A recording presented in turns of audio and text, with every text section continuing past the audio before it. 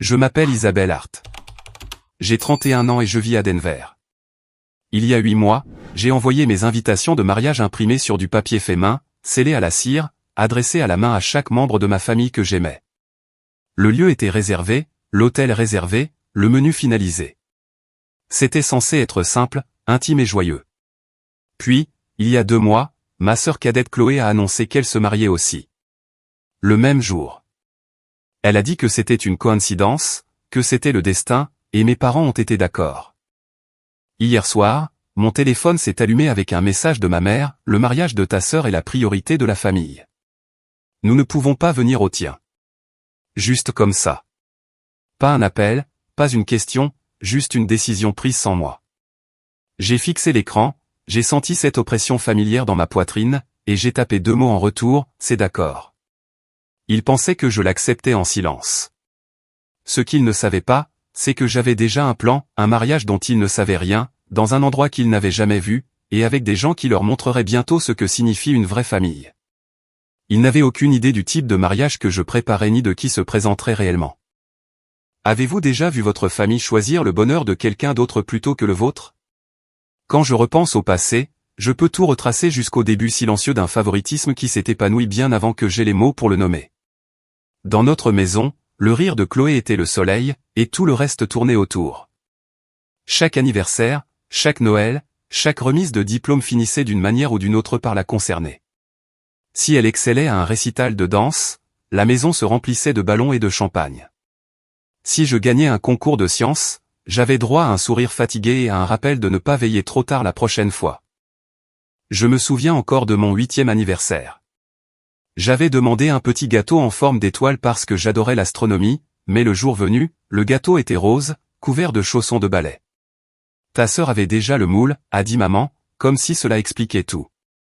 J'ai soufflé les bougies en silence tandis que Chloé, pirouettant à côté de moi, exhibait le tutu qu'elle avait reçu pour avoir aidé à planifier ma fête.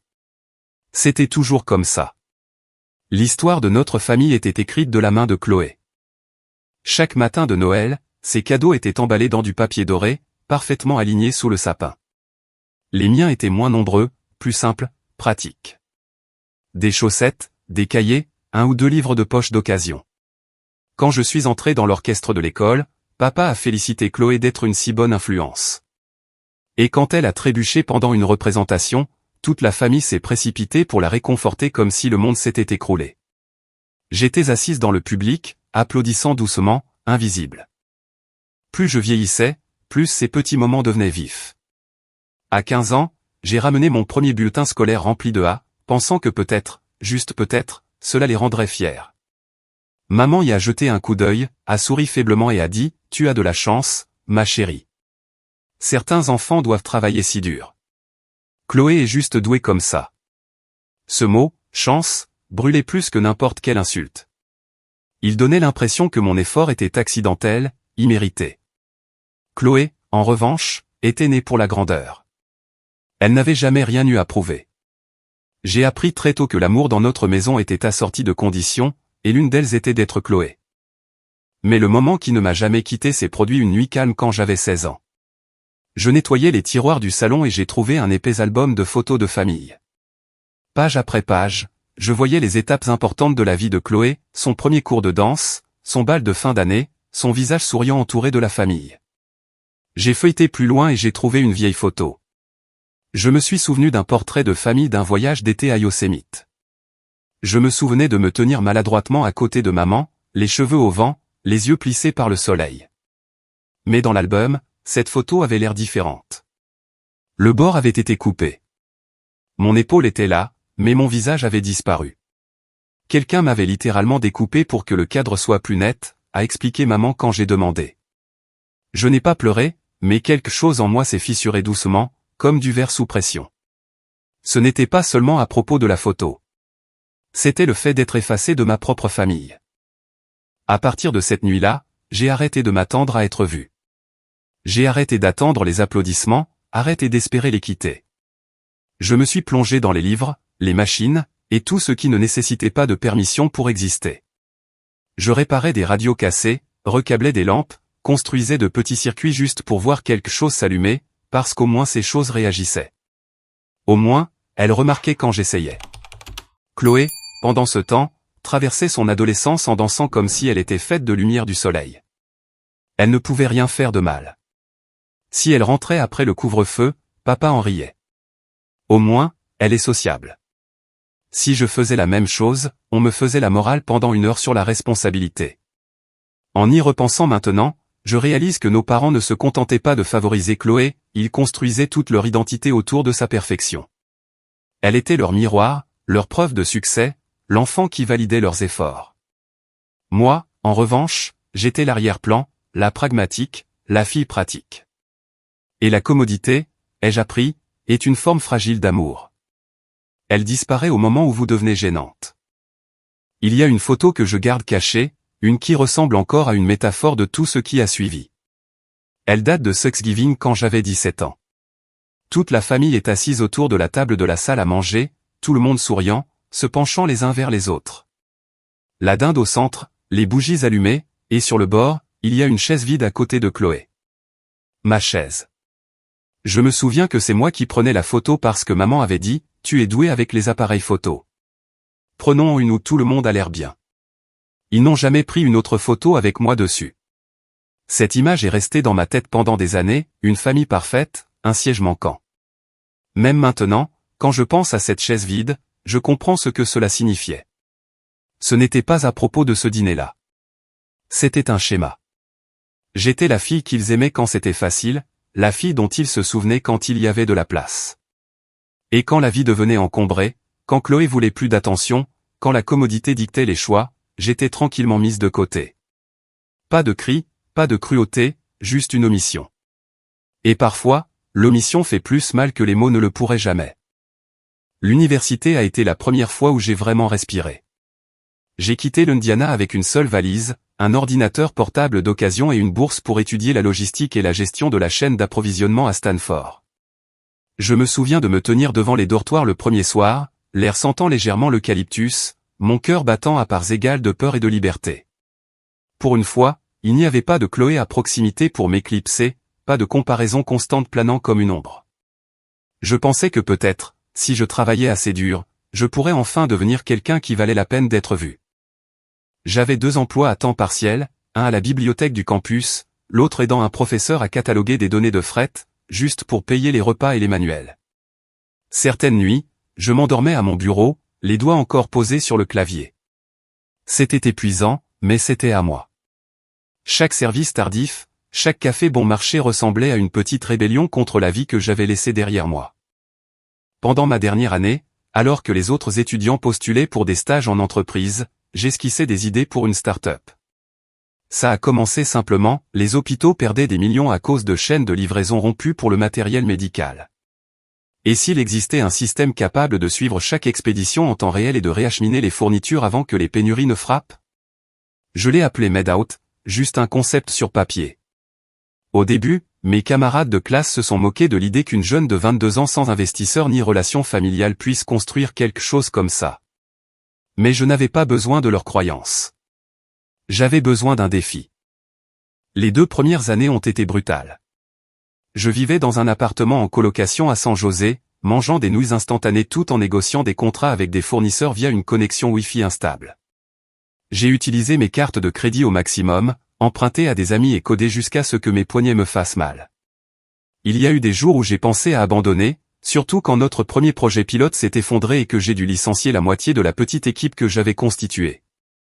Mais abandonner ressemblait trop à répéter mon ancien rôle, la fille qui disparaît tranquillement quand les choses deviennent gênantes. J'ai refusé de disparaître à nouveau. Puis est arrivée la pandémie. Les hôpitaux étaient désespérés. Les chaînes d'approvisionnement se sont fracturées, et le petit système de Made-Out est soudainement devenu essentiel.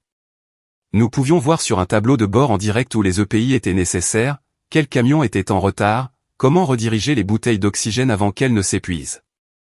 En un printemps chaotique, tout a changé.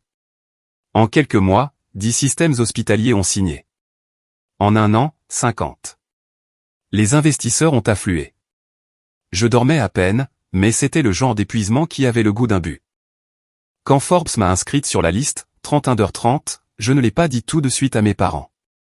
Je voulais entendre leur voix s'illuminer, les sentir fiers. Mais quand j'ai finalement appelé à la maison, maman a seulement dit « C'est bien, ma chérie. Le cabinet de Chloé vient de la muter à Boston. » Tu imagines à quelle vitesse elle grimpe les échelons? Papa a gloussé en arrière-plan. Ces trucs de technologie sont trop compliqués pour nous, mais nous sommes heureux que tu t'occupes. S'occuper. C'était leur expression pour tout ce qu'ils ne prenaient pas la peine de comprendre. Pourtant, j'ai continué à avancer. À 29 ans, j'ai vendu Medout pour plus de 100 millions. Le chiffre ne semblait même pas réel quand il est arrivé sur mon compte. Il était juste là, froid, silencieux, comme un triomphe non reconnu. J'ai célébré non pas avec du champagne ou un yacht, mais avec un dîner tranquille en solitaire, un bol de pâtes et un verre de vin rouge. Cette nuit-là, j'ai regardé les lumières de la ville et j'ai réalisé que j'avais construit quelque chose à partir de la chose même qui me définissait autrefois, l'invisibilité. Je l'avais transformée en motivation. Mais même le succès n'a pas réécrit l'histoire à la maison. Quand je suis allé leur rendre visite pour Thanksgiving cette année-là, la conversation à table tournait autour des fiançailles de Chloé. Elle a fait briller sa bague sous le lustre, et maman a soupiré, elle se marie dans une si belle famille. J'ai essayé de leur dire que j'avais été invité à prendre la parole lors d'une conférence mondiale sur la logistique à Genève. Papa a fait un geste de la main et a dit « Tu voyages trop, ma chérie. Ce n'est pas sain. Tu devrais te poser comme ta sœur. » Obsession. C'est cette nuit-là que j'ai appris que le silence pouvait être plus puissant que n'importe quelle défense. Je n'ai pas argumenté. Je n'ai pas expliqué. J'ai juste souri et coupé ma dinde. À l'intérieur, quelque chose a changé. Le calme est devenu ma stratégie. Je n'avais plus besoin de prouver ma valeur par leur validation. Je pouvais la prouver par la création, par l'action.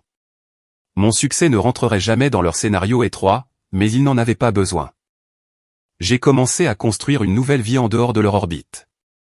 J'ai acheté un petit appartement surplombant les toits de Denver, je l'ai rempli de l'odeur de bougies de cèdre et du bourdonnement de la solitude.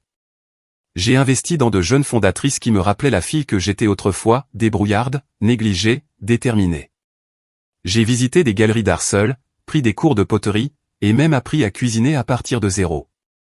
Avec chaque nouvelle compétence, chaque soirée tranquille, je me sentais réécrire la définition de la famille. Ce n'était pas une question de sang. C'était une question de qui croyait en vous quand personne d'autre ne le faisait. Des années plus tard, quand mon fiancé m'a demandé en mariage, ce n'était pas lors d'une grande démonstration.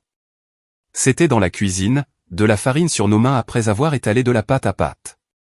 Il m'a regardé et a dit, « Tu n'as plus rien à prouver.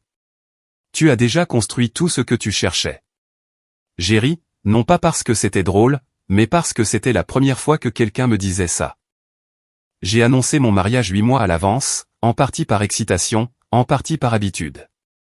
J'avais toujours été la planificatrice, celle qui était prudente, qui pensait à l'avance, qui s'assurait qu'il y avait de la place pour tout le monde.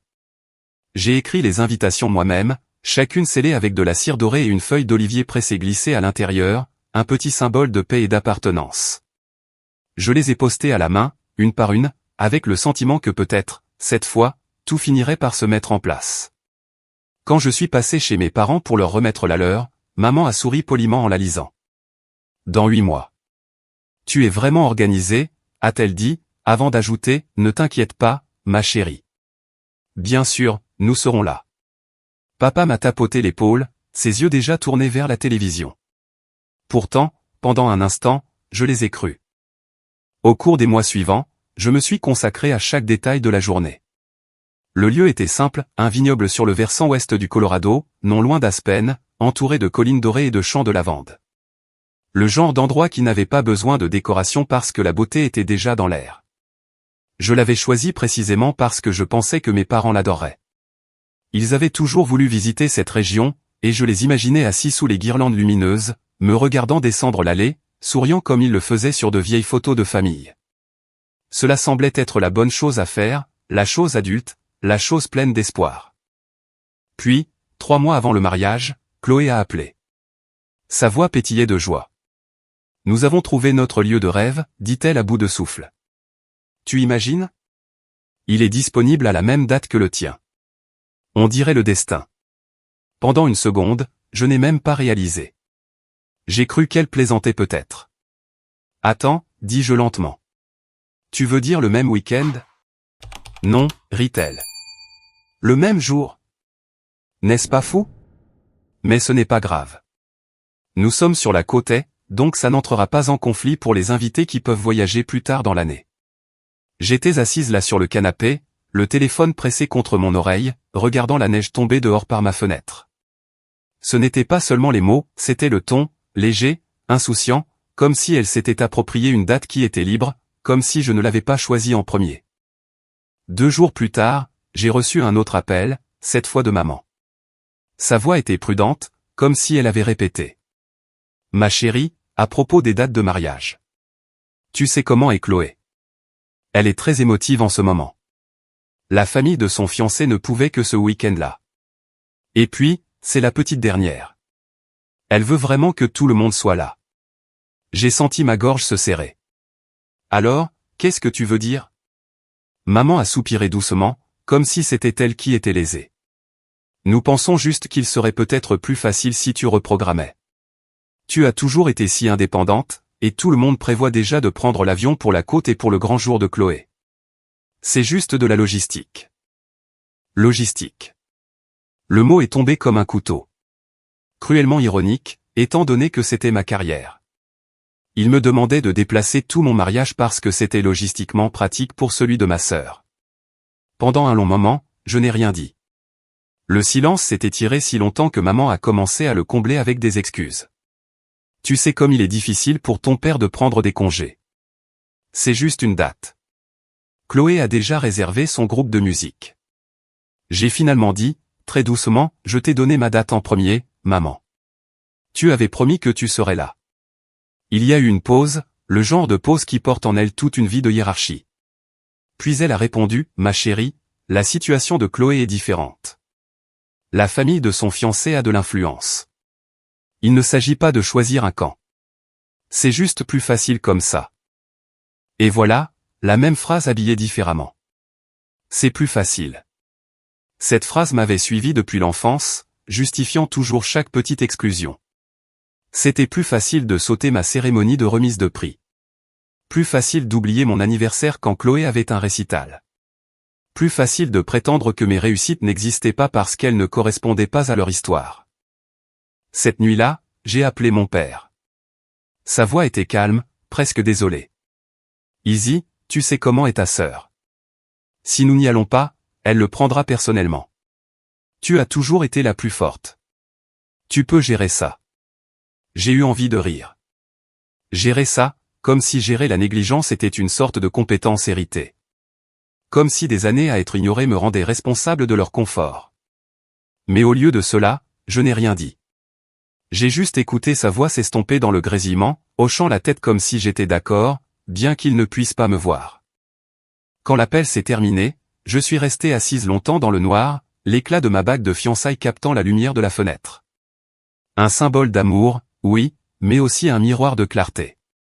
J'ai réalisé que j'attendais quelque chose qui ne viendrait jamais. Mes parents choisiraient toujours le chemin de la moindre résistance, et ce chemin portait le nom de Chloé gravé dessus. Je n'ai pas pleuré. Je n'ai pas crié. Je n'ai envoyé de SMS à personne en colère. J'ai simplement ouvert mon ordinateur portable et regardé ma liste d'invités au mariage, 200 noms, de la famille aux amis en passant par les mentors. Et alors que mes yeux parcouraient chacun d'eux, une pensée s'est formée, calme et stable, s'ils choisissent toujours Chloé, qu'ils le fassent. Je ne supplierai pas. Je ne rivaliserai pas. Je laisserai chacun choisir par lui-même. À ce moment-là, quelque chose en moi s'est solidifié, non pas de l'amertume, mais de la résolution. J'ai pensé à chaque fois où j'avais été effacé des photos, à chaque chaise vide qui portait mon absence, à chaque fois que, c'est plus facile, avait été utilisé comme un bouclier contre la cruauté. Et j'ai décidé que cette fois, je n'attendrai plus une place à leur table. Je construirai la mienne et verrai qui aurait le courage de s'asseoir avec moi. J'ai acheté la villa en Toscane presque par accident, ou du moins c'est ce que j'ai ressenti à l'époque. C'était une annonce que j'avais sauvegardée des mois auparavant, à une époque où je rêvais simplement de paix. Mais la nuit où mes parents m'ont dit de reprogrammer mon propre mariage, j'ai rouvert cette même page. L'écran brillait doucement dans le noir, Val d'Orcia, Sienne. 40 acres. Oliverait. Vignoble. Villa en pierre, restaurée. Les photos semblaient sorties d'une autre vie, une lumière dorée se déversant sur des collines ondulantes, un toit de tuiles rouges brillant au coucher du soleil, des cyprès traçant la route comme des gardiens. J'ai regardé les images pendant des heures jusqu'à ce qu'une pensée se forme si clairement qu'elle ressemblait à une pulsation. S'ils ne viennent pas à ma table, je construirai la mienne ici. En une semaine, j'étais dans un avion pour l'Italie. La villa se trouvait à la lisière d'un petit village nommé San Chirico, où le temps semblait ralentir. L'air sentait le romarin et la terre chaude. Le vieux gardien, Signor Rossi, m'a remis les clés avec un sourire fier et a dit dans un anglais à l'accent prononcé, « La maison attend quelqu'un qui la voit ». Je ne lui ai pas dit à quel point cette phrase semblait m'être destinée. Lorsque la lourde porte en chêne a grincé en s'ouvrant, la poussière s'est élevée en fin faisceau de lumière solaire, tourbillonnant comme des souvenirs attendant de se poser. Les sols étaient en terre cuite fraîche, les murs en pierre pâle, chaque fenêtre encadrant un paysage trop parfait pour être réel, des vallées vertes, un ruban argenté de rivière, et au loin, le faible son d'une cloche d'église qui sonnait exactement à midi. J'ai traversé chaque pièce pieds nus, touchant les murs rugueux, les poutres en bois, les poignées en laiton froid qui portaient encore le frisson des siècles. Derrière la villa s'étendaient des hectares d'oliviers, vieux, noueux, patients. Leurs feuilles scintillaient dans le vent comme de minuscules miroirs captant les secrets du soleil. Je me suis tenu parmi eux et j'ai pensé, voilà à quoi ressemble l'endurance. Pas bruyante, pas tape à accent grave-l'œil, juste constante. J'avais passé des années à essayer de me prouver à des gens qui ne remarquent que le bruit. Maintenant, je voulais le calme. L'achat s'est fait en silence. Pas de publication sur les réseaux sociaux, pas d'annonce. Ce n'était pas un trophée, c'était une réappropriation. La villa n'était pas une question de statut ou de vengeance. C'était le premier endroit qui me semblait appartenir. Quand j'ai signé le document final, j'ai réalisé à quel point c'était symbolique, mon nom seul sur l'acte. Pas de signature familiale, aucune approbation requise. Au cours des semaines suivantes, j'ai commencé à la restaurer. J'ai engagé des artisans locaux qui traitaient la maison comme un être vivant. Chaque matin, l'odeur de plâtre à la chaux et de sciure de bois remplissait l'air, se mêlant à la lavande des champs. Nous avons remplacé les tuiles de toit fissurées, poli les portes en châtaignier, recablé les lumières. J'ai conçu la cour moi-même, une longue table en pierre sous une canopée de vigne, ornée de petites lanternes dorées qui brilleraient comme des lucioles après la tombée de la nuit. J'imaginais des gens assis là, riant, partageant de la nourriture et des histoires, non pas parce qu'ils le devaient, mais parce qu'ils le voulaient. Cette image est devenue le plan de tout. La villa accueillerait un mariage, non pas le grand spectacle que ma famille avait envisagé pour Chloé, mais quelque chose de plus petit, de plus vrai. Pas de danse chorégraphiée, pas d'invitation dorée, juste de la sincérité. Ce ne sera pas une performance, ai-je écrit dans mon carnet. Ce sera une promesse. J'ai appelé mon fiancé et je lui ai parlé de mon idée. L'Italie, a-t-il répété, à moitié riant, à moitié émerveillé. Tu es sûr? Je n'ai jamais été aussi sûr, ai-je dit. Si ce mariage doit signifier quelque chose, il doit être le nôtre, pas le leur. Il a fait une pause, puis a dit doucement, alors faisons-le. Faisons une réalité. Alors que les préparatifs commençaient, je passais mes matinées à me promener dans les oliveraies. Les feuilles chuchotaient lorsque le vent passait, le son ressemblant à de doux applaudissements de la terre elle-même. J'ai commencé à remarquer comment la vie ici bougeait différemment. Les habitants ne se pressaient pas. Ils croyaient que les bonnes choses prenaient du temps, le pain qui lève, le vin qui vieillit, la confiance qui grandit. Chaque coucher de soleil ressemblait à un pardon, chaque aube à une seconde chance. Le soir, je m'asseyais sur la terrasse surplombant la vallée, esquissant des idées pour la disposition du mariage. La longue table s'étendrait de la cour à la première rangée d'oliviers, drapée de lin blanc, décorée de bougies et de simples fleurs sauvages. Je voulais que la journée ressemble à une étreinte, pas à un spectacle. J'imaginais des rires résonnant à travers les collines, une musique assez douce pour qu'on puisse encore entendre le vent dans les branches. Il n'y aurait pas de hiérarchie, pas de table familiale séparée. Tout le monde s'assiérait ensemble, amis, cousins, grands-parents, car l'amour ne devrait pas avoir de catégorie. Parfois, quand les constructeurs étaient rentrés chez eux et que le ciel passait de l'or au violet, je me promenais seul dans la villa, touchant les murs de pierre fraîche et sentant l'histoire vibrer sous mes doigts. J'ai pensé à la part de ma vie que j'avais passée à chercher une approbation qui n'est jamais venue, à essayer de mériter un amour qui était toujours rationné. Ici, il n'y en avait pas besoin. La villa m'acceptait sans condition. Elle ne me demandait pas d'être plus facile, plus silencieuse ou plus comme Chloé. Elle se tenait simplement là, ancienne et ouverte, comme si elle disait « Tu as ta place ici ». Un soir, alors que les premières lumières scintillaient dans la vallée, j'ai versé un verre de Chianti et je me suis assise à la longue table qui venait d'être terminée. Le bois était chaud du soleil de la journée. J'ai posé une seule assiette, une bougie et un brin d'olivier à côté. Ce n'était pas un dîner, c'était une déclaration. J'ai murmuré aux chaises vides, c'est ici que l'histoire change. Quelque part au fond de moi, la douleur d'être oublié a commencé à se relâcher. Pour la première fois, le silence ne semblait pas solitaire. Il semblait sacré. Les oliviers se balançaient doucement, et leurs ombres se déplaçaient comme une danse lente à travers la cour. Je pouvais presque entendre leur voix, stable, intemporelle, me rappelant que la paix ne vient pas du fait d'être choisi. Elle vient du fait de se choisir soi-même. Cette nuit-là, avant de rentrer, j'ai jeté un dernier regard à la villa illuminée et j'ai pensé qu'ils aient leur grande salle de bal, leur perfection mise en scène. Je n'avais pas besoin de lustre ni d'applaudissements. J'avais la lumière du ciel, la chaleur de la terre, et assez de courage pour construire quelque chose par moi-même. Le lendemain matin, je commencerai à envoyer à nouveau des invitations, cette fois aux personnes qui comptaient vraiment. Celles qui m'avaient toujours vu, même quand ma propre famille ne le faisait pas. Le mariage ne viserait pas à prouver quoi que ce soit. Il viserait à devenir entière. La première personne que j'ai appelée était Rachel, ma cousine. C'était elle qui m'envoyait toujours un texto pour mes anniversaires, même quand mes parents oubliaient, celle qui m'avait une fois glissé $20 lors d'un barbecue familial en chuchotant « Ne le dis à personne. Je sais comment il te traite ». Son numéro était toujours enregistré sous le surnom « Ray, la sincère ». Quand elle a répondu, sa voix portait la chaleur familière de quelqu'un qui ne faisait jamais semblant. « Et, Izzy, quoi de neuf ?» J'ai hésité un instant, puis j'ai dit doucement « Ray, je voulais juste te dire que mon mariage a toujours lieu. Même date, juste pas dans le Colorado. » Elle a fait une pause. « Pas dans le Colorado ? Attends, il s'est passé quelque chose ?» J'ai ri légèrement, bien que ma gorge se soit serrée. Chloé a décidé de faire le sien le même jour. Maman et papa ont dit qu'ils ne pouvaient pas venir au mien. Le silence à l'autre bout du fil a duré si longtemps que j'ai cru que l'appel avait été coupé. Puis Rachel a expiré brusquement. « Tu plaisantes. Ils ont vraiment. Après tout. » « Ouais, ai-je dit doucement. Ils ont dit que c'était plus facile comme ça. » Une autre pause, mais cette fois ce n'était pas le choc. C'était de la lassitude. « Tu sais quoi ?» a finalement dit Rachel.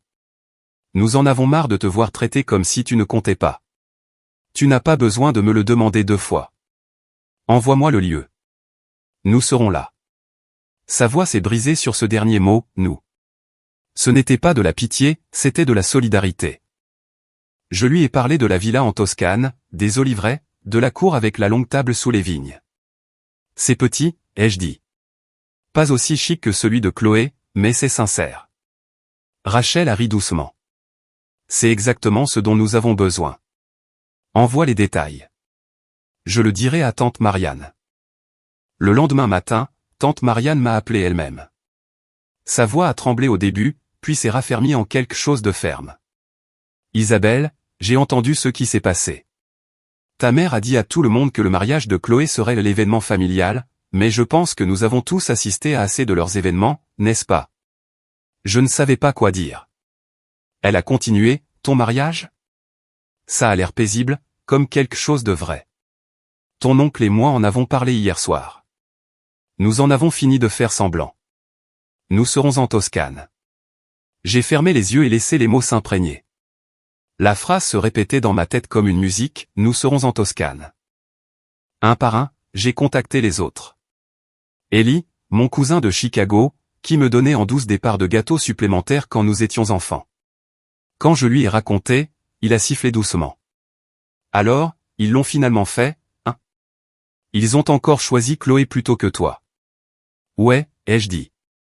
Il a gloussé, non pas par amusement, mais par incrédulité.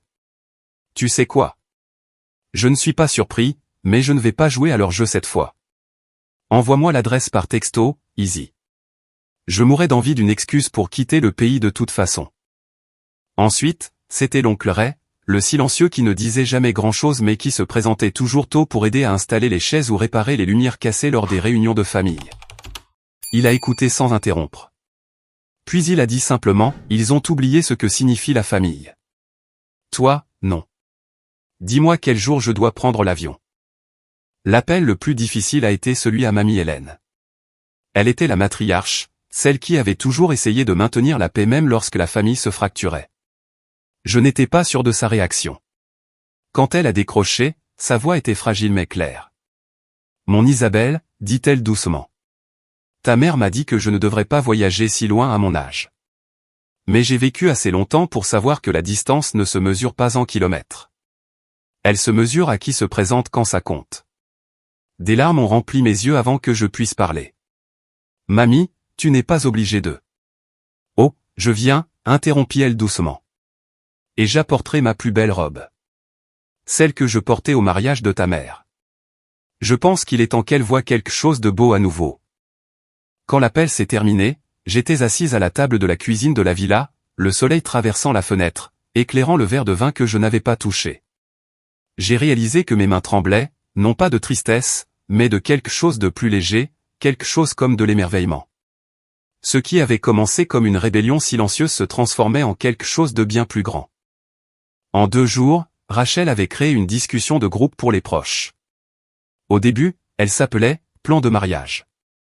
Mais après que mamie a envoyé un message disant « C'est la première fois que notre famille se réunit par amour, pas par obligation », Ellie l'a renommée « La vraie table familiale ». Le nom est resté. Chaque matin, de nouveaux messages affluaient, des photos de renouvellement de passeport, des captures d'écran de vol réservés, des liens vers des cottages Airbnb toscans près de la villa. Tante Marianne a partagé une photo de son vieux chapeau de soleil avec la légende « Je n'ai pas porté ça depuis 98. » Toscane, nous voilà. Rachel a envoyé une vidéo de ses enfants s'entraînant à dire des phrases en italien, gloussant à chaque « grazie » mal prononcé. Même l'oncle Ray, le silencieux, a envoyé un simple emoji pouce levé, sa façon de dire tout ce qu'il ne pouvait pas dire avec des mots. Personne n'a mentionné mes parents. Personne n'a mentionné Chloé. C'était comme si toute la famille avait tacitement accepté de réécrire l'histoire. Un soir, alors que j'étais assise sur la terrasse de la villa, parcourant la discussion, j'ai vu le dernier message de mamie apparaître. Pendant des années, j'ai vu Isabelle être mise à l'écart. Mais cette fois, je pense que nous sommes tous fatigués d'assister à un spectacle. Nous voulons assister à quelque chose de vrai. En quelques minutes, des émojis en forme de cœur ont rempli l'écran. Cette nuit-là, j'ai ouvert mon ordinateur portable et j'ai regardé la liste des RSVP. Au début, elle était presque vide. Maintenant, la colonne à côté de chaque nom brillait en vert. Oui. Oui. Oui. Oui. Rachel et sa famille, Ellie et son partenaire, tante Marianne et l'oncle Ray, mamie Hélène, même des cousins éloignés de l'Oregon et de Toronto avaient écrit « Comptez sur nous ». Je me suis penché en arrière sur ma chaise, regardant les oliviers se balancer doucement dehors. Je ne me sentais pas triomphante. Je ne me sentais pas vengeresse. Ce que je ressentais était quelque chose de plus pur, comme la vérité se déroulant lentement à son propre rythme, de la même manière que l'aube se répand sur les collines. Ce n'était pas une vengeance, c'était une révélation. Le genre qui n'a pas besoin de crier. Pour la première fois, j'ai réalisé que je n'avais pas à me battre pour appartenir. Je n'avais rien à prouver. Les gens qui me voyaient vraiment, trouvaient déjà leur chemin jusqu'ici. Je ne les ai pas poursuivis. Je n'ai pas supplié. J'ai simplement construit une table, et ils ont choisi de s'y asseoir. Alors que le soleil plongeait derrière les collines toscanes, peignant les murs de la villa en or, j'ai chuchoté dans le calme, il ne s'agit pas de qui n'est pas venu. Il s'agit de qui est venu.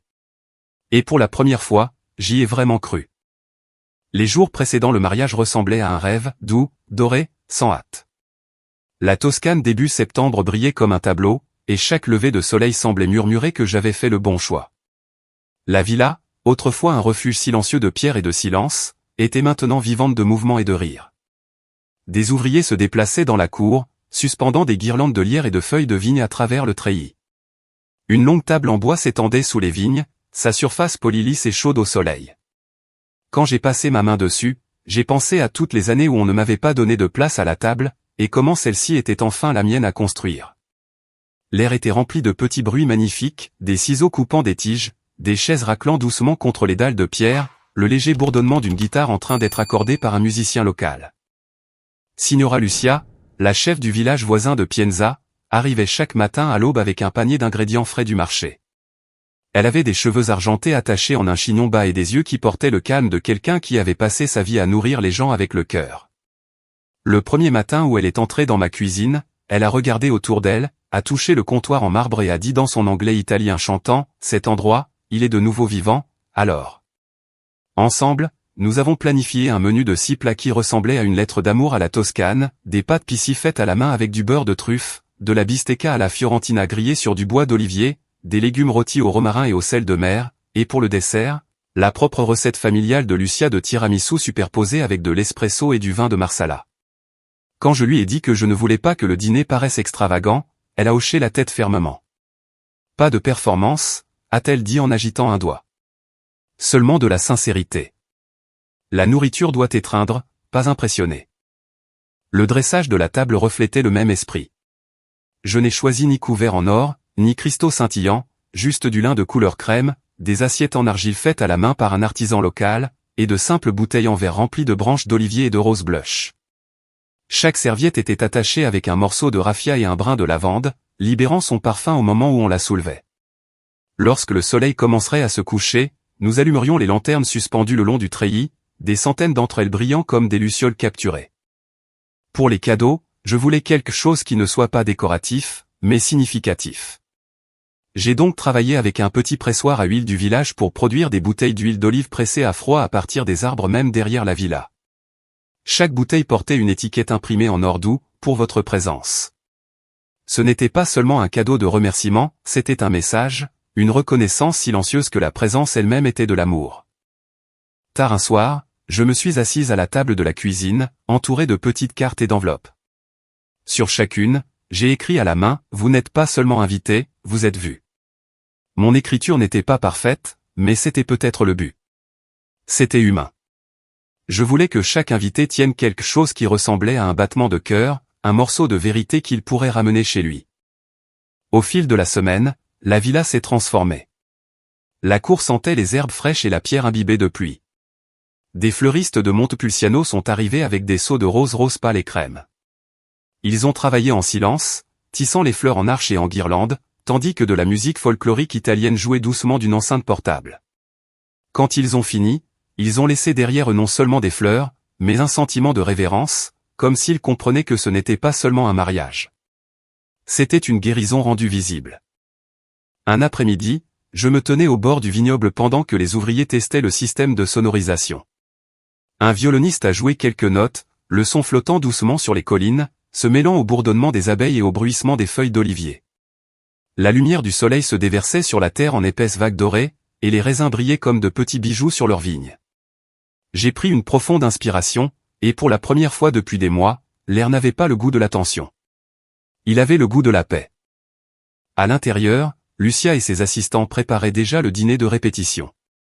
L'odeur d'ail et de beurre flottait par les fenêtres ouvertes, se mêlant au rire du personnel. Je suis passé devant la cuisine et j'ai entendu Lucia donner des instructions d'un ton à la fois sévère et affectueux. « Lentement, lentement », dit-elle à l'un des jeunes cuisiniers. Le secret, c'est la patience. Comme l'amour, non? Dehors, les charpentiers installaient les dernières touches, une petite estrade en bois pour les musiciens, un bar improvisé avec des vins locaux, et une entrée voûtée drapée de branches d'olivier et de tissu blanc.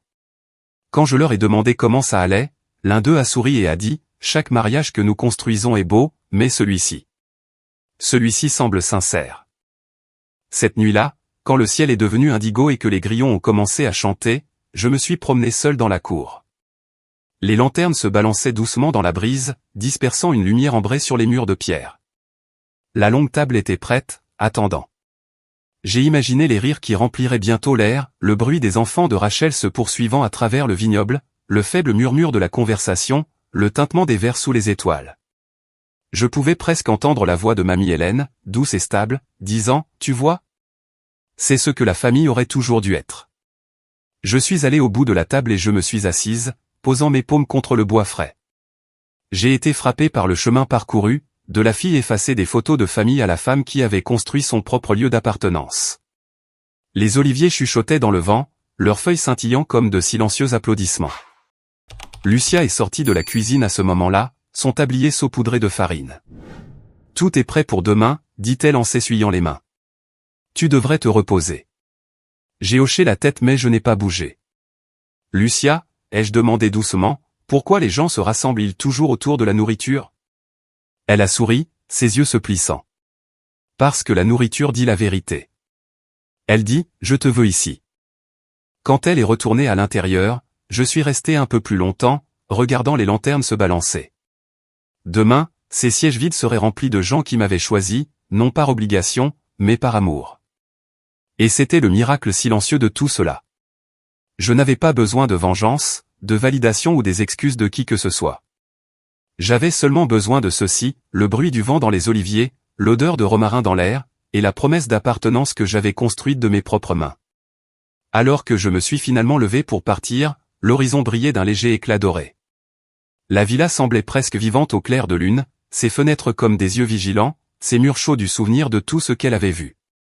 J'ai touché le cadre de la porte avant d'entrer, chuchotant, « Demain, nous recommençons. » Et quelque part dans le calme de la nuit, il semblait que la terre elle-même répondait en chuchotant, « Bienvenue à la maison. » Le matin des 2 mariages arriva, 2 mondes différents se déroulant sous le même soleil. À Boston, l'air était chargé d'humidité et de nervosité. La cérémonie de Chloé se tenait dans une grande salle de bal d'hôtel drapée de soie et de cristal. Mais alors que les invités commençaient à entrer, l'air semblait étrangement vide. Les rangées de chaises près de l'avant étaient à moitié vides, les bavardages étouffés. L'organisatrice de mariage tripotait son presse-papier, chuchotant dans son oreillette, « Il nous manque un bus. » Mais il n'y avait pas de bus. Il y avait juste l'absence, silencieuse, indéniable, se propageant dans la pièce comme un brouillard. À l'entrée, maman se tenait dans une robe lavande pâle, son sourire crispé. Elle vérifiait son téléphone entre 2 salutations polies, faisant semblant de ne pas remarquer combien de visages familiers n'arrivaient pas, « Peut-être que les vols ont été retardés », murmura-t-elle à papa, qui ajusta sa cravate et hocha la tête avec raideur. Mais la vérité pesait sur eux comme une ombre. Personne ne venait. À l'intérieur, Chloé s'éventait nerveusement, son maquillage commençant déjà à couler. « Où sont tante Marianne ?» Et mamie, chuchota-t-elle à sa demoiselle d'honneur.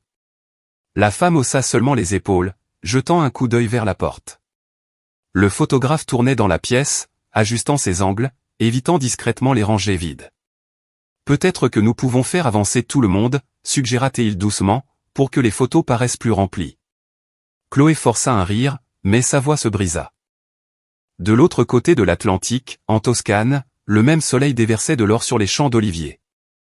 La villa scintillait comme si elle avait été peinte par la lumière elle-même. La cour bourdonnait doucement, non pas de bavardage, mais de chaleur. Les enfants de Rachel se poursuivaient entre les vignes, leur rire se mêlant au son de la guitare d'Ellie s'accordant sous le treillis. Mamie Hélène était assise au premier rang, sa main enroulée autour d'une petite branche d'olivier qu'elle avait cueillie ce matin-là, un symbole de paix et d'endurance. Isabelle se tenait à la fenêtre de sa chambre, regardant les collines prendre une teinte miel. La brise soulevait les rideaux blancs alors qu'elle enfilait sa robe, de la soie simple, douce et sans fioritures, brillant légèrement à la lumière du soleil. Lucia avait insisté pour épingler un petit brin de feuilles d'olivier dans ses cheveux, en disant « Per la fortuna », pour la bonne fortune. Isabelle sourit, son reflet calme, ancré. Il n'y avait pas de scène, pas de performance, seulement la vérité attendant de se dérouler.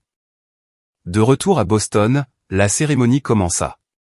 Chloé descendit l'allée, son bouquet tremblant légèrement dans ses mains. Ses yeux parcouraient la pièce. Tant de visages manquants. Tant de chaises drapées de blanc mais intactes.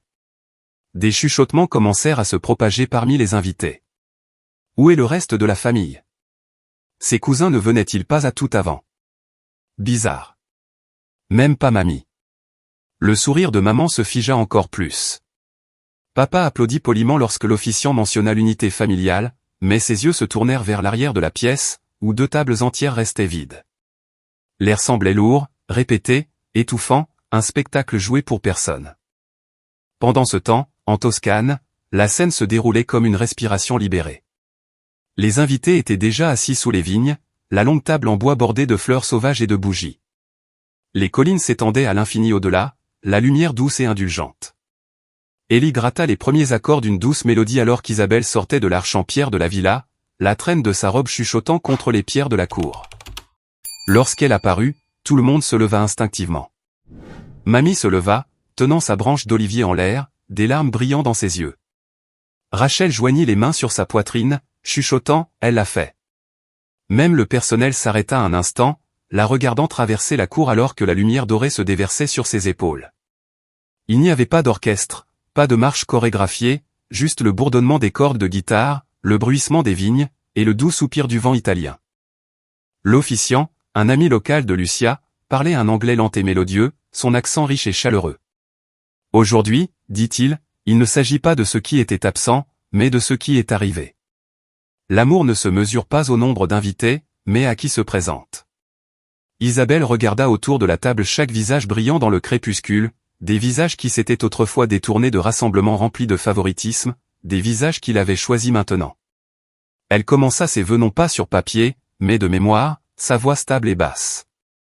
À ceux qui sont présents, dit-elle, marquant une pause alors qu'une brise passait à travers les oliviers. Cet amour est pour vous. Pour ceux qui sont venus même quand ce n'était pas facile. Pour ceux qui ont cru que j'étais suffisante avant que je ne le prouve. Pour ceux qui sont restés. Rachel essuya ses yeux. Élie joua un accord doux en arrière-plan, les notes tremblant dans l'air doré. Mamie hocha lentement la tête, chuchotant, c'est ma fille. De retour à Boston, Chloé répéta ses propres vœux, sa voix faiblissant à mi-chemin. La pièce semblait plus petite maintenant, le silence plus fort. Quelqu'un éternua. Quelqu'un d'autre toussa. Lorsque l'officiant demanda, Y a-t-il quelqu'un qui s'y oppose, la pause qui suivit fut assez longue pour que tout le monde sente à quel point l'air était devenu vide. Le photographe prit des clichés rapides, recadrant les chaises vides, son doigt crispé comme s'il essayait d'effacer la vérité. Après, pendant la réception, maman força des rires en saluant des connaissances. « Oh, Isabelle ? Elle fait quelque chose de petit hors de l'état. Tu sais comment elle est, discrète. » Papa se versa un deuxième verre avant que le premier ne soit fini. Chloé était assise raidement à côté de son nouveau mari, essayant de ne pas remarquer les tables vacantes, les murmures, la façon dont les sourires des gens n'atteignaient pas leurs yeux. Et puis, alors que la nuit s'approfondissait, les téléphones commencèrent à vibrer, l'un après l'autre. Un cousin, Élie, bien sûr, avait posté des photos de Toscane. Les images se sont répandues comme une traînée de poudre dans les discussions de groupe familial et sur les réseaux sociaux. Isabelle sous les vignes, souriant à côté de son mari tandis que les enfants de Rachel lançaient des pétales de rose en l'air. Mamie Hélène tenant la branche d'olivier bien haut alors que tout le monde applaudissait. La longue table en bois brillant sous les lanternes, entourée de visages pleins de rire et de vie. Sur une photo, toute la famille se tenait ensemble, les bras liés, les joues brillant à la lueur des bougies, le ciel toscan peint en violet derrière eux.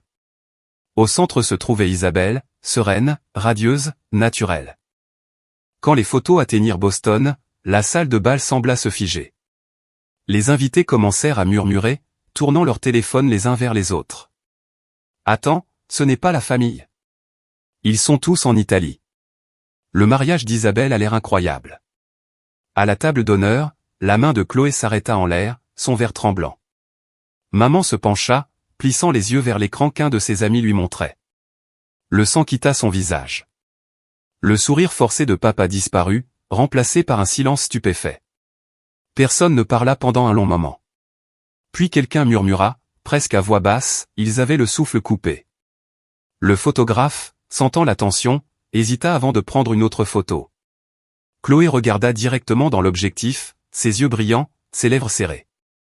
C'était le genre de photographie que personne n'encadre, mais que tout le monde se souvient. Et loin en Toscane, Isabelle leva son verre sous les étoiles et dit doucement, à ceux qui sont présents, et à la famille que nous choisissons. Les invités applaudirent. Les rires résonnèrent dans la vallée, et pour la première fois de sa vie, Isabelle n'attendait pas d'être vue. Elle vivait dans la lumière d'être vraiment choisie. Le lendemain matin du mariage, le soleil toscan se leva lentement et doré sur la vallée, effleurant les murs de la villa de lumière comme une douce promesse. L'air portait encore la douceur des rires de la nuit précédente, de faibles échos de musique, de tintements de verre et le bourdonnement de voix qui avait ressemblé à un foyer. La longue table en bois était maintenant parsemée de pétales et de verres à vin vide, traces de joie laissées derrière. Je me suis assise sur la terrasse avec une tasse de café, regardant les oliviers scintiller dans le vent. Ma robe était suspendue près de la fenêtre, encore légèrement parfumée de lavande et de fumée de bois. Pour une fois, mon esprit ne courait pas vers la prochaine chose. Il était calme, entier. Et dans ce calme, mon téléphone a commencé à vibrer. C'était maman. Pendant un instant, j'ai envisagé de le laisser sonner. Mais quelque chose en moi a murmuré, réponds. Pas pour eux, mais pour clore le chapitre. J'ai fait glisser mon doigt sur l'écran, le tenant à mon oreille. Sa voix est venue, sèche, tendue, déjà en train de se briser. Isabelle, comment as-tu pu nous faire ça? As-tu la moindre idée de l'embarras que nous avons ressenti hier? Tout le monde au mariage de Chloé parlait de ton. De ton petit événement en Italie. Tu nous as fait passer pour des imbéciles devant notre propre famille. J'ai siroté mon café lentement, regardant la lumière du soleil ramper sur la table. Je n'ai rien fait, maman, ai-je dit doucement. J'ai juste eu mon mariage. Les gens qui voulaient venir sont venus. Tu as divisé la famille en deux, a-t-elle lancé. Comprends-tu ce que ça donnait? Nous avons été humiliés. Même le pasteur Green a demandé où était ta grand-mère. Peux-tu imaginer? Comment as-tu pu nous mettre dans cette position? J'ai laissé ces mots flotter dans l'air. Il ne piquait plus. Il semblait juste fatigué. Je n'ai pas divisé la famille, ai-je répondu calmement. J'ai simplement arrêté de me tenir là où je n'étais pas la bienvenue. Chacun a choisi où il voulait être, où il se sentait vu. Il y eut un temps de silence, puis le son de sa voix se crispant de frustration. Tu penses que tu es la victime dans tout ça? Tu nous as fait passer pour des sans-cœurs, Isabelle. As-tu la moindre idée de ce que les gens disent de nous? Avant que je puisse répondre, une autre voix est intervenue, ferme, basse et sans équivoque. Judy. Maman se figea. C'était mamie Hélène. J'ai souri légèrement et j'ai mis le haut-parleur. Bonjour, mamie. Bonjour, ma chérie, dit-elle, son ton doux avant de se durcir en reportant son attention sur ma mère. Judy, peut-être que maintenant tu vois enfin ce qui arrive quand on oublie qui est vraiment sa famille. Mère, s'il vous plaît, commença maman, sa voix tremblante. Non, interrompit mamie. Je vous ai vu, toi et Robert, mettre cette fille de côté toute sa vie. Chaque fête, chaque célébration, ça a toujours été Chloé ci, Chloé ça. Te souviens-tu de l'année où tu lui as donné le bracelet en or et où tu as dit à Isabelle qu'elle était trop vieille pour les cadeaux? Te souviens-tu de la remise de diplôme que tu as manqué parce que Chloé avait un rendez-vous chez le coiffeur? Moi, je m'en souviens. Et maintenant, tu es en colère que les gens aient enfin vu la vérité que vous cachez depuis des décennies. La voix de papa apparut faiblement en arrière-plan, essayant de paraître raisonnable. Mère, ce n'est pas juste. Nous n'avons pas oublié Isabelle. Nous avons juste choisi le mariage le plus facile à assister. Boston était plus proche. Nous pensions que c'était logique. La voix de la grand-mère s'aiguisa comme une lame. Non, Robert. Vous n'avez pas choisi ce qui était logique. Vous avez choisi le confort plutôt que la conscience. Vous êtes allé là où vous n'auriez pas à faire face aux conséquences de votre propre favoritisme. Et nous autres? Nous sommes allés là où l'amour vivait réellement. La ligne est devenue complètement silencieuse. Je pouvais presque entendre leur souffle à l'autre bout, pris entre la culpabilité et l'incrédulité. Finalement, maman parla de nouveau, son ton plus doux mais toujours sur la défensive. Tu fais comme si c'était si simple, mère. Tu ne sais pas ce que c'est de gérer les deux filles, de rendre tout le monde heureux. Je n'ai pas besoin de savoir, dit mamie, sa voix stable. Parce que l'amour, ce n'est pas de la gestion, Judy. C'est être présent. Et hier soir, pour la première fois depuis des années, j'ai vu à quoi ressemble une famille, des rires, de la musique, de la joie. Pas la perfection, pas les apparences, juste la vérité. Personne ne parla après ça. Le silence était presque bienveillant, lourd, mais purificateur. J'ai regardé l'horizon, les oliviers se balançant sous la lumière du matin, et j'ai dit doucement, mamie a raison.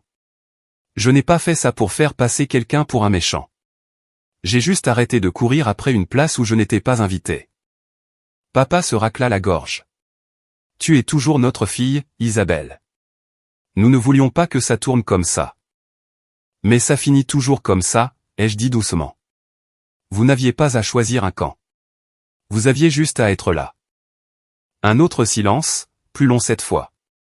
Je pouvais les imaginer assis dans leur cuisine en Indiana, les murs tapissés de photos où j'étais toujours dans le coin, toujours légèrement hors cadre. Finalement, maman soupira, le son petit et mince.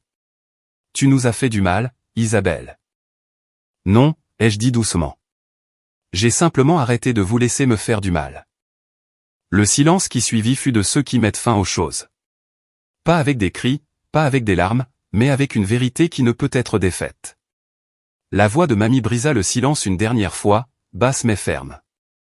Je pense que ça suffit, Judy. Laisse-la tranquille. Elle a gagné sa paix. J'ai souri légèrement. Merci, mamie. Maman murmura quelque chose que je ne pus pas bien entendre, une excuse à moitié formée qui se dissolut avant d'atteindre l'air. Puis l'appel se termina. J'ai regardé le téléphone un instant avant de le poser face contre la table. La vallée s'étendait devant moi, le ciel large et infini.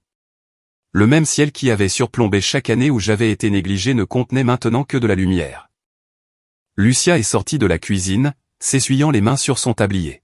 « Tout va bien ?» a-t-elle demandé. J'ai hoché la tête, souriant doucement. « C'est plus que bien. » Elle a penché la tête, curieuse. « Tu as l'air différente aujourd'hui. » J'ai finalement arrêté de mendier une place, ai-je dit, ma voix calme, et j'ai construit la mienne à la place. Lucia a souri d'un air entendu, jetant un coup d'œil vers la longue table encore dressée de la nuit précédente, des feuilles d'olivier éparpillées, des bougies à moitié fondues, la lumière du soleil se reflétant sur des verres vides. « Alors tu ne mangeras plus jamais seule, a-t-elle dit. J'ai ri, un rire silencieux et libre. L'air était chaud sur mon visage, et quelque part dans l'oliveraie, un oiseau a commencé à chanter. Pour la première fois de ma vie, je n'avais besoin de l'approbation, des excuses ou de la permission de personne. J'avais trouvé ma propre table et les gens qui avaient choisi de s'y asseoir. La semaine suivant le mariage se déroula comme la douce lueur d'un long coucher de soleil doré. La Toscane était redevenue silencieuse, et les invités étaient rentrés chez eux. Les musiciens avaient rangé leurs guitares, et les lanternes sous les vignes avaient été enlevées. Pourtant, même dans le calme, la villa respirait encore la chaleur. L'odeur d'huile d'olive et de rose persistait dans l'air, et les rires semblaient résonner faiblement dans les murs de pierre, comme si la joie de cette nuit refusait de s'estomper. Ce matin-là, je me suis réveillé avec des dizaines de notifications de la discussion de groupe familial, la vraie table familiale. Rachel avait téléchargé une série de photos, la longue table en bois baignée dans la lumière mielleuse du coucher de soleil, mamie Hélène tenant sa branche d'olivier avec ce sourire doux et entendu, les enfants jouant à chat sous les arbres pendant que Lucia servait des plateaux de pâtes fumantes dans le crépuscule. Les images portaient plus qu'un souvenir, elles irradiaient la paix, une sorte de rédemption silencieuse que tout le monde semblait ressentir. Sous la première photo, Ellie avait écrit « Tu nous as donné la famille que nous avons toujours voulu ». Puis tante Marianne a ajouté « Pour la première fois depuis des décennies, je n'ai pas eu l'impression que nous faisions semblant d'être heureux ». Quelques cousins sont intervenus ensuite, leurs messages pétillants de rire et de chaleur.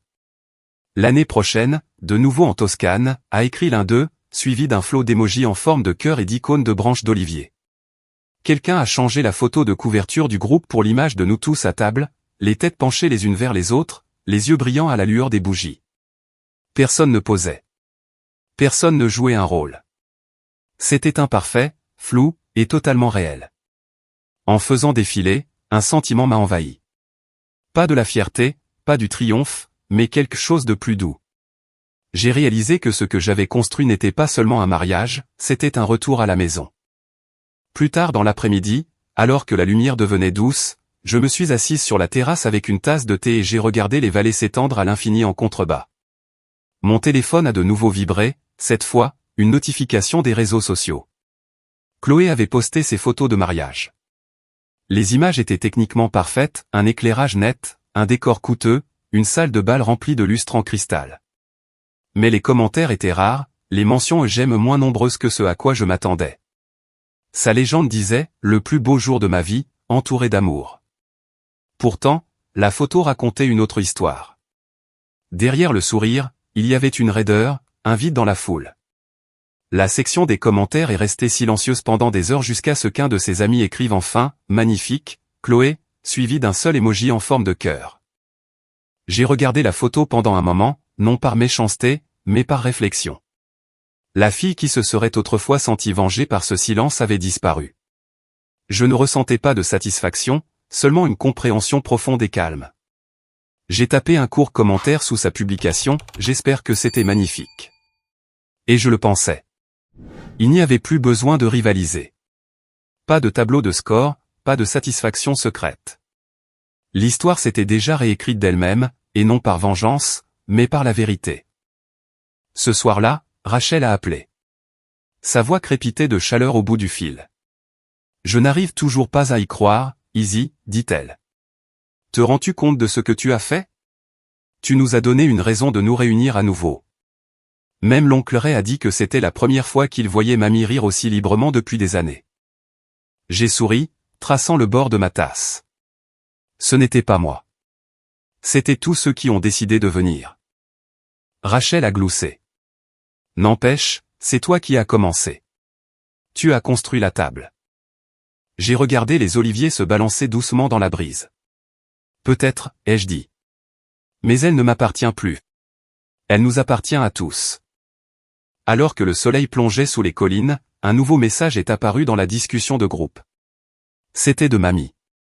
Le monde continue de courir après les grands mariages et les photos parfaites.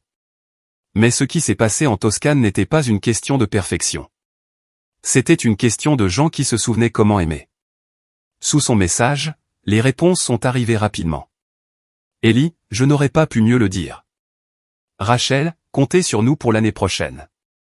Marianne, pareil. L'amour abonde. J'ai fait défiler la conversation, souriant silencieusement pour moi-même. C'était comme si quelque chose de brisé depuis des générations avait été réparé, non pas bruyamment, non pas cérémonieusement, mais avec de petites coutures régulières de vérité. Quelques heures plus tard, j'ai reçu un texto d'un numéro inconnu. Chloé.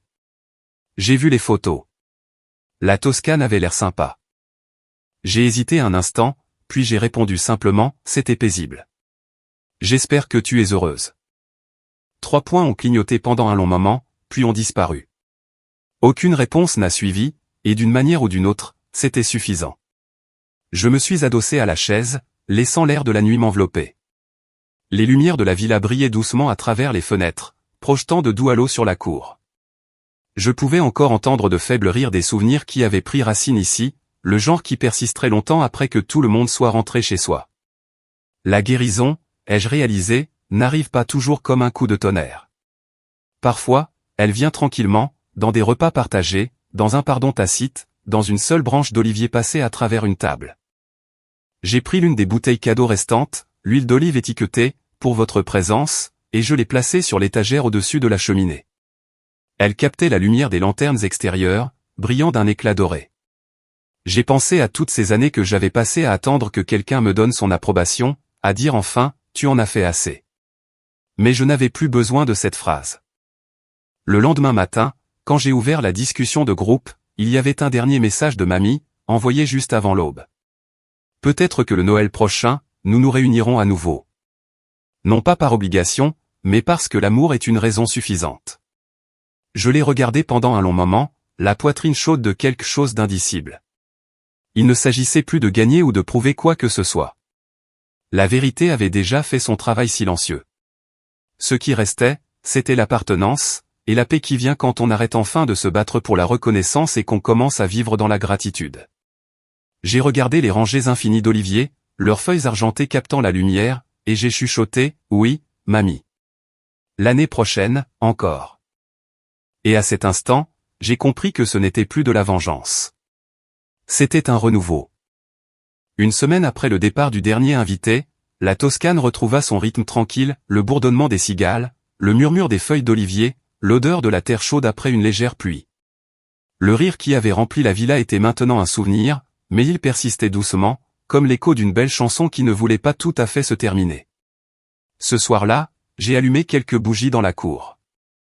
Pas de musique, pas de décoration, juste une lumière douce, un repas simple et 3 assiettes vides dressées en face de la mienne.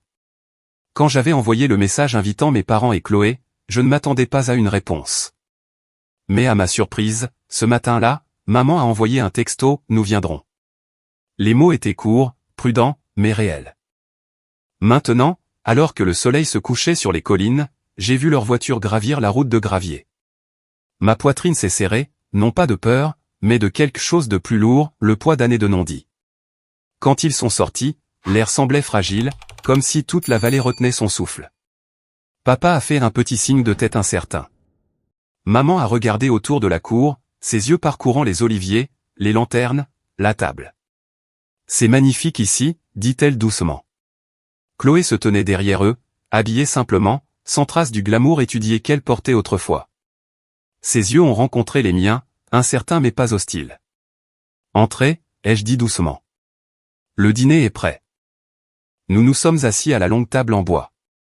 J'ai versé le vin, du Chianti, d'un rouge profond comme le coucher de soleil qui s'estompait derrière nous. Le silence s'est d'abord étiré, rempli seulement par le bruit des couverts et le léger bruissement du vent dans les vignes. La lueur des bougies dansait sur leurs visages, familiers, vieillis, et pourtant d'une certaine manière nouveaux. Finalement, j'ai parlé. Ma voix était stable, presque douce. Je n'ai pas fait ça pour vous humilier, ai-je dit. J'avais juste besoin de savoir qui se présenterait pour moi. Les yeux de maman se sont instantanément embués. Elle a posé sa fourchette, sa voix tremblante. Isabelle, a-t-elle chuchoté, nous. Nous avions tort. Nous pensions faire ce qui était juste pour la famille, ce qui rendait les choses plus faciles. Mais la vérité, c'est que nous ne voulions tout simplement pas affronter à quel point nous t'avions blessé. Ses mains tremblaient alors qu'elle attrapait son verre. Tu as toujours été la plus forte. Nous nous disions que tu n'avais pas besoin de nous, que tu t'en sortirais quoi qu'il arrive. Mais en regardant cette vidéo de Toscane, en voyant mamie, les cousins, tout le monde ensemble, j'ai réalisé quelque chose.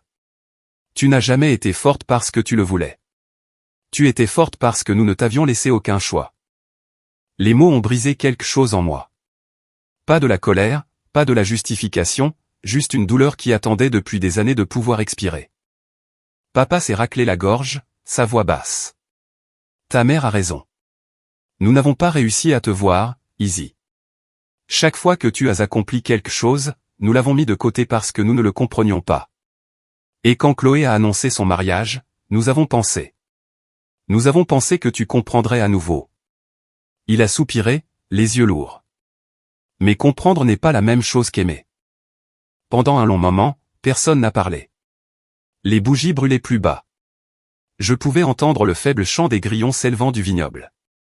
Puis Chloé a finalement levé les yeux. Sa voix était à peine un murmure. Je ne voulais pas te faire de mal, a-t-elle dit. Je voulais juste être vue, moi aussi. Tu as toujours semblé si posée, si intouchable. Et j'ai pensé que si j'avais le plus grand mariage, peut-être que pour une fois tout le monde me regarderait. Ses yeux se sont remplis de larmes. Je ne pensais pas qu'il te choisirait plutôt que moi. Je ne pensais pas qu'il partirait. J'ai tendu la main à travers la table, mes doigts effleurant la branche d'olivier au centre. Ils n'ont pas choisi contre toi, Chloé, ai-je dit doucement. Ils ont choisi l'amour, celui qui n'a pas besoin d'une scène. Elle a baissé les yeux, hochant lentement la tête, ses larmes tombant silencieusement sur la nappe. Pour la première fois depuis ce qui semblait une éternité, il n'y avait pas de mur entre nous, juste la vérité, mise à nu et tremblante, comme la lumière traversant de vieilles fissures. Nous n'avons pas beaucoup parlé après ça. Nous n'en avions pas besoin.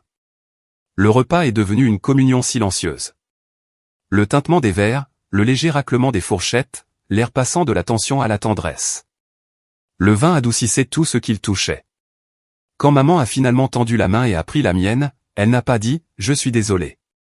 Elle a juste tenu bon, et cela, d'une manière ou d'une autre, était suffisant. Après le dessert, alors que les bougies vacillaient plus bas, je me suis levé et j'ai marché jusqu'à la chaise vide au bout de la table.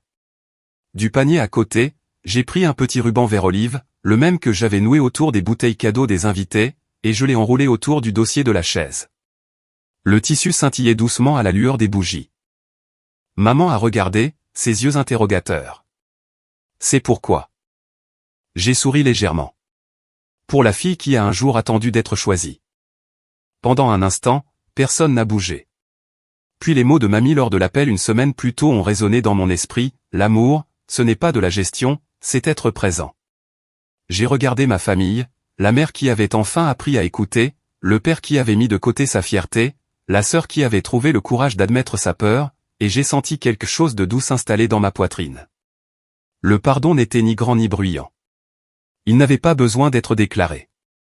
Il est simplement arrivé quand le combat a cessé.